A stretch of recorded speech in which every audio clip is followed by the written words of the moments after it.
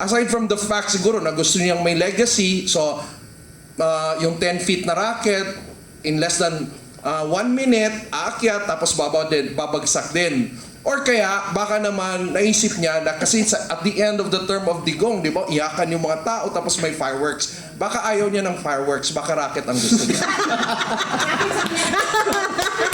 Ang galing mo talaga. Ang galing-galing talaga ni Papa.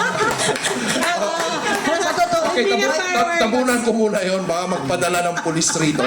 So, announcement lang po, dalhin muna natin sila sa Sandigang Bayan because Mike Defensor will be appearing shortly sa Sandigan Bayan. So sa mga kasama nating vloggers na wala dito sa PDP, and after this you can also go there, cover po natin. Kasi alam naman natin kung mainstream media lang, baka, hindi mapakita yung buong katotohanan. So after this, you can go there, or yung mga nakikinig po sa amin ng mga vloggers or supporters, pumunta po tayo doon. Thank you. Oo, tama. Let's support yung mga taong naninindigan. Alam mo, huwag na natin pag-usapan yung racket. Kasi na-racket na eh. Okay, move forward. Kasha, ibalik natin ulit sa atin pong form. Oo, balik natin si Kong Kiko kasi syempre, di ba, matagal, nawala na siya sa pwesto nung nagsimula yung impeachment. Gusto ko siyang tanungin, di ba? I'm sure na pinapanood niya at wala dyan sa ano yung masasabi mo sa impeachment proceedings na nangyayari ngayon? Sure ako kung nandun ka pa sa sa Congress na nag-privilege speech ka na doon, no? Pero itong mga nangyayari ngayon sa Senado kung saan patuloy pa rin nilang hinihear yung mga akusasyon. Meron ba silang napatunayan? Ano yung take mo sa prosecution panel at sa defense team when it comes to presenting the evidences? Well, as for the prosecution, dati pa nilang gustong kasuhan si Vice President Sara Duterte at wala silang mahanap na kaso, wala silang mahanap na issue, nothing for plunder, nothing for the grave threats. So ngayon, nadaan lang nila through the Senate Impeachment Court at sobrang unlikely na may ebidensya sila kasi noon pa lang kung meron ng sapat na ebidensya makakagawa na sila ng kaso, but there has been no case against Vice President Sara Duterte even until now. So feeling ko pang public optics lang yan. Ang plano nila ay manood yung mga impeachment tapos doon nila sisiraan si Vice President Sara Duterte.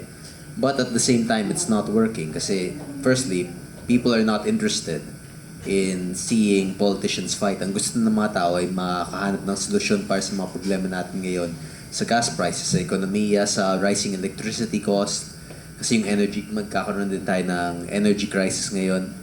That's what the people want to see. And the impeachment just serves as a distraction from the bigger picture at hand. And feeling ko wala din naman talagang magiging endgame yung impeachment na to. They just plan to try to attack the VP through the impeachment court, but ultimately they will fail because sobrang taas pa rin ang ratings and she's still projected to be the winner for 2028.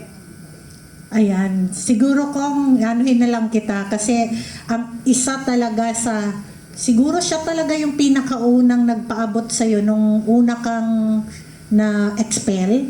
Diba? It was VP Sara who sent a message to you. Yes. After kang na-expel, sabi niya wala daw siyang telephone number sa'yo. So, kaya nag-ano na lang siya ng statement. What's your message to VP Inday? I also wish her the best, especially in this moment of impeachment, especially na ang daming ginagawang issues laban sa kanila. But ultimately, I hope and I believe that good will prevail over evil. And I believe that she will become president in 2028. And I will do what I can to help make that a reality. Wow! Ganda naman, di ba?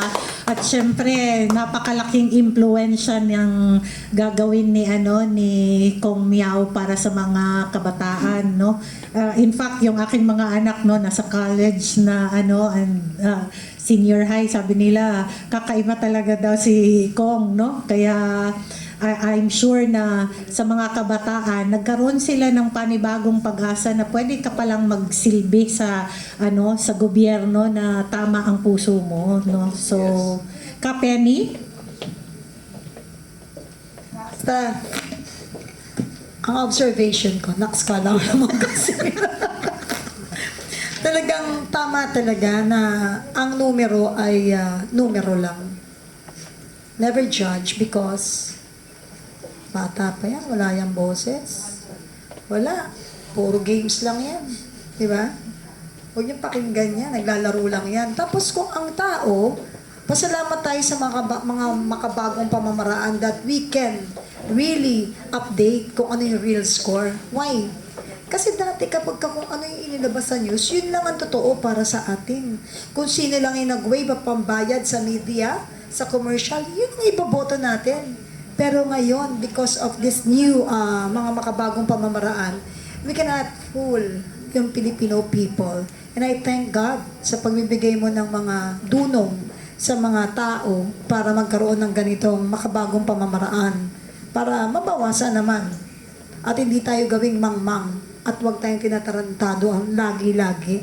At gusto ko nang malaman, ano ba yung tunog ng buhaya? Sinong na... Ayan. Paano? Kasi, di ba alam mo naman that I compose song? Gusto ko, without words, kasi ngayon talaga, I believe that the children is our future. Biglang kumanta. I believe that now, actions speak louder than words. So siguro, without lyrics at all, we can make or create a song para sa ano, yung tunog lang ng tapos yung chorus kasi alam mo karamihan na magagandang salita, mababangong pangako, parang pagod na ang Pilipino, hindi na sila naniniwala.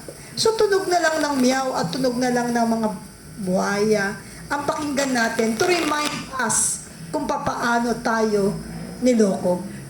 Paano tayo ginahasa. Paano ginahasa? Sabi nga ni Kakora Gidote. What can you say about my opinion? Hindi, Kong, itanong natin kay Kong. Nung nandoon ka sa ano, kasi di ba, pangalawang taon na nila itong ginawa tong impeachment eh. So, approximately in the House of Representatives, lahat ng mga committee hearings nila na ginawa, lahat ng ano, magkano kaya ang total na inabot na ginastos ng ano ng mga kongresista? At saka nung naghihiring kayo, meron bang mga pagkain na siniserve doon sa House of Representatives para sa lahat ng mga tinatawag nilang mga testigo at mga ano? Oo, kwento mo naman yung experience mo nung ikaw ay ano, ginagawa nila yung mga committee hearings para sa preparasyon ng ano ng pag-file ng impeachment case to the Senate. Well, as we can see, very well-fed yung mga crocodiles doon. So yes, madami talagang pagkain na sinserve doon. Sa House, meron kaming 4 plenary sessions, may mga libreng buffet. And sa mga committee hearings, usually one per person. May mga food packs, drinks, everything. And ang laki na talaga ng budget. Estimated from 2025 impeachment, county and 2026 impeachment kung pagsasamahin niyo lahat ng mga. Kasi nag-shift din sila eh. Yung mga bumoto ng yes, magkakaroon ng increased budget allocations. Kung pinagsama mo lahat yan, possibly billions na. Ito yung tanong ko. Did you ever know kung itong ano, 'di ba? Kasi may private prosecutors. Saan nanggaling ang pinambabayad sa kanila? Well, di ko alam because it cannot be